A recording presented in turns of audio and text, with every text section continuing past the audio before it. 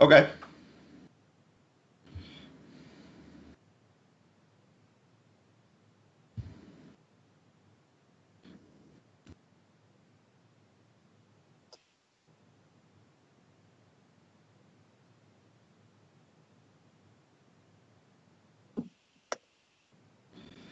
Hello, everyone, and welcome back to the Daily Roto Hour here on SportsGrid TV. I am Ricky Sanders. I am here and excited to talk to Sam Pasco of RotoWire KBO. You can find him on Twitter at RotoWire KBO.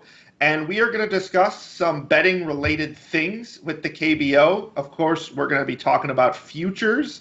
And let's talk about some of the bottom tier teams here, Sam, beginning with the LG Twins.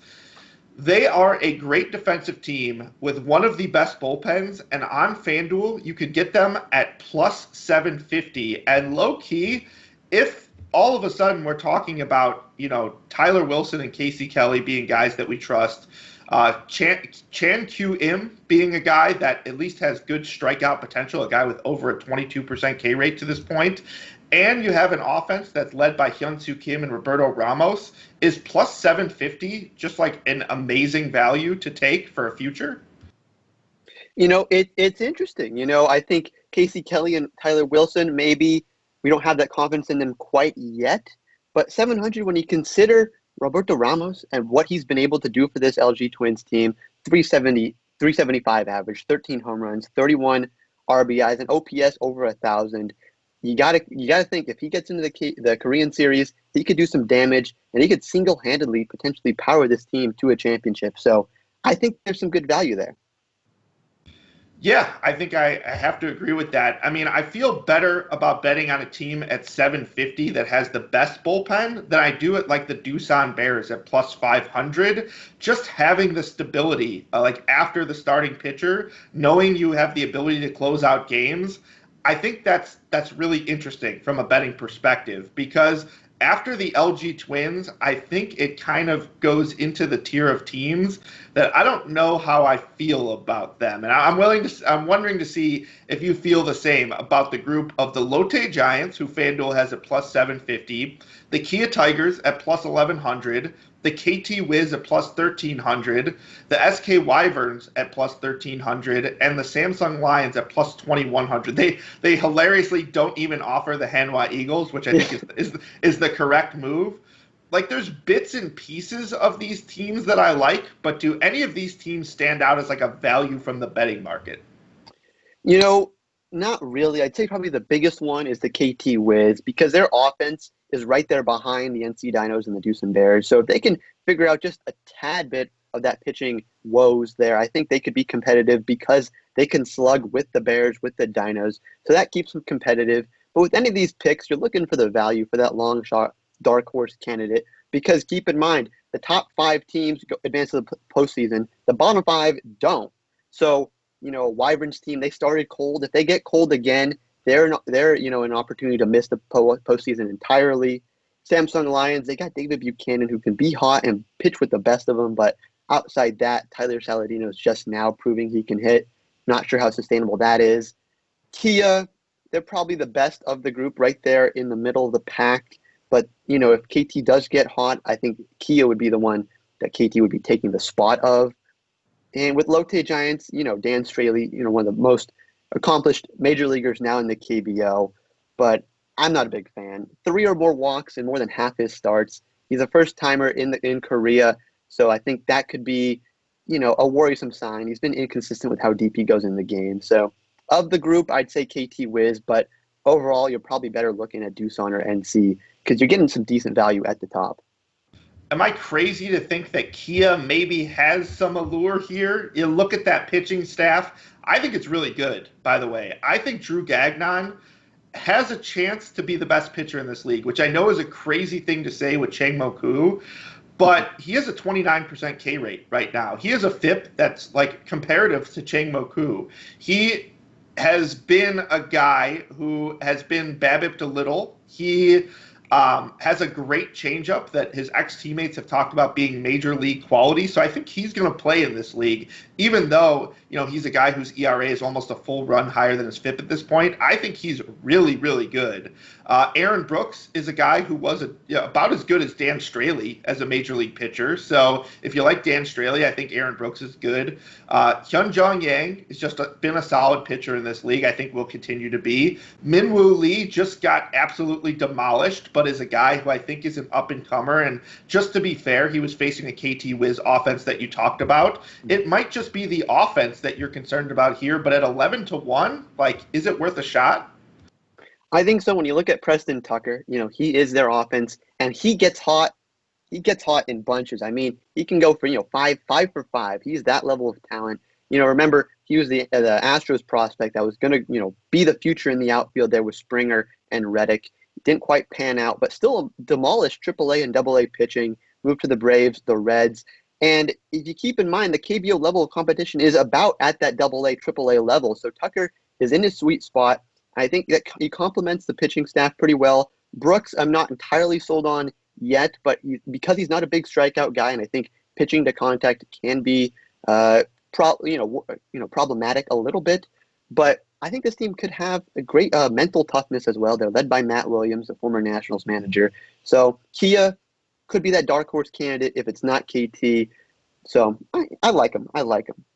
Yeah, I think there's just enough value there to take a shot. I think we both agree, though, that the NC Dinos are the favorite. Plus 240 is a very good number when you factor in the number one team gets basically a spot in the final series, which is just a crazy unique rule to the KBO. But let's talk about some other topics, because you think that road teams in this league are a decent shot. And I want to know your rationale behind it. I think I have an idea that, the travel time is less than in the MLB is what you're alluding to, but I want to hear it out of the horse's mouth. So what do you got for us on road teams? Yeah, so here's what's going on with the road teams. Overall, the world is dealing with some very unusual circumstances right now. So there's no fans in any of these stadiums. So the adrenaline, the cheering, because that's a big part of KBO baseball overall, the fight songs, everyone's on their feet, dancing, cheering. You don't have that this year. So instead of, an offense, getting that momentum, continuing to stay strong with the fans behind them, the home team's fans, you don't have that. So you could see maybe rallies kind of peter down after 1 or 2 runs. I think the travel aspect you mentioned is big, because it's not like, a World Series where you're the Dodgers, Red Sox, you're traveling, cross country. This is about more equivalent to, the Giants going down to San Jose or the A's traveling to Sacramento. It's not a big travel time. You're not looking at a lot of jet lag, and that's not a big aspect too. And furthermore, when you look at the best players, the American foreign imports over there that you're banking on, you'd say, okay, maybe they're not sleeping in their same beds, and that'd be worrisome. But they're already not sleeping in their same beds because they're just in a hotel already, just in a different city in Korea. So I don't think that's going to be a big thing changing them up at all. And the final thing is, too, you're playing 18 less games. It's a shorter season, so there's already naturally more rest because of the less games and because pitchers get that day off. You're pitching every 6th day instead of every 5th day for sure. So I think that's going to be a difference maker going in to the postseason and having a little more equal playing ground for these road teams. Yeah, and I think daily fantasy players are so stuck on betting the ace, even though the guy could have an 8 strikeout game and still lose a game, which we're seeing in the betting markets. That's just the volatility of baseball. That's not KBO specific or anything like that. And we do tend to see some of these better pitchers get favored at minus 130 on the road, which I think is a little bit ridiculous when you see they're not playing in front of fans and those sort of things that you discussed. All right, let's make the plunge. Let's talk about these horrific Hanwha Eagles. They're bad. Let's start off with that. They're very bad. They're horrifically bad. But there are some okay pieces on this team. Jared Hoying is a former Ranger, and is not a guy that I would expect to be hitting 220 at this point. Maybe it's because the morale of the team has been down, but he has to have better prospects than this, right? This is still going to be one of the better hitters in the league. And this Eagles team still has some players that belong in this league. Yeah, I mean, the Eagles have definitely been underperforming lately. I think specifically in Jared Hoying's circumstance, he's kind of a career KBO guy. He's been in there 2018, 2019, and he hit over 300 in 2018, 284 in 2019, 30 bombs in 2018, 18 just last year. So he can contribute and he can produce in the KBO. I think he might be a little thrown off without the fans, what we were just talking about, where he doesn't have that energy in the stadiums that he's accustomed to in the KBO because he's been there for 2-3 years. I think that's getting to him. And the other pitchers, Chad Bell, we'll have to see if he can go deeper into games. He's still coming off a little bit of an injury.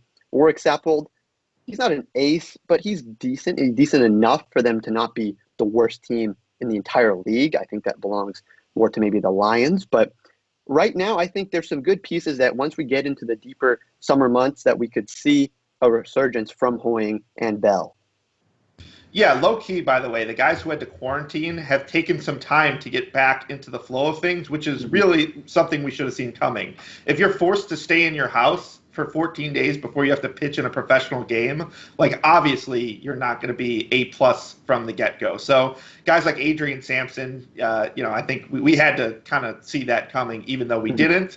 All right, let's move on to the topics. You have importance of pitching injuries here, and I'm curious what your take is on these injuries. Well, you got to keep in mind here, this is not Major League Baseball where you have a deep, 6-7, minor league systems that you could go in and get a decent AAA guy. The pitching depth is very shallow, and especially when you get a major leaguer, a former major leaguer, hurt on one of these teams, that's a big blow. Ki Woom is out without Jake Brigham. The Wyverns are out with Nick Kingham, and the Lions are without Ben Lively. That's your second punch, or even your first punch in your 1-2 combo in the rotation. So those teams could see some more success once we get those pitchers back, because you're talking 1 or 2 wins in addition to what they're already producing right now, especially in Ki Woom's circumstance. Once those guys make their regular starts, because keep in mind the foreign pitchers over there are supposed to be the best in the league. And when you don't have that guy, your MVP, you're going to struggle. And I think that's what we're seeing with the Wyverns, Lions, and a little bit with the Heroes. It's funny. I totally forgot about Nick Kingham because I'm so day-to-day with this daily baseball thing that Nick Kingham, easily, would it surprise you if Nick Kingham was a top 5 pitcher in this league? I mean, he was a legitimate prospect when it came to the Pirates. I mean, I remember, in fantasy baseball, targeting Nick Kingham as a guy to get late, and now he kind of just finds himself in the KBO, which is a league that Drew Gagnon might be the best pitcher. Dan Straley, who was like a 9 FIP guy, I mean, he was just brutal, is a guy who we expect to be an ace. So Nick Kingham, let's just really quick go back to the SK Wyverns.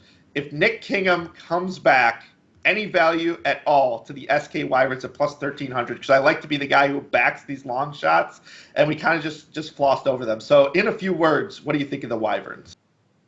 I think if Nick Kingham can come back healthy into that top prospect status, I think they can be competitive. Because you'll remember, he almost had a perfect game in his first start with the Pirates. The injuries got to him. So if he can be healthy now and kind of put that injury bug behind him, the Wyverns are in a good position to thrive after their slow start to begin the year. Yeah, and if you bet the Wyverns, you get the added bonus of those Jamie Romack bat flips that you get to watch when you stream these games, which is honestly one of my favorite things in the KBO. Thank you so much for coming on. You can follow him at RotoWire KBO, and that's all for us. Thanks for watching.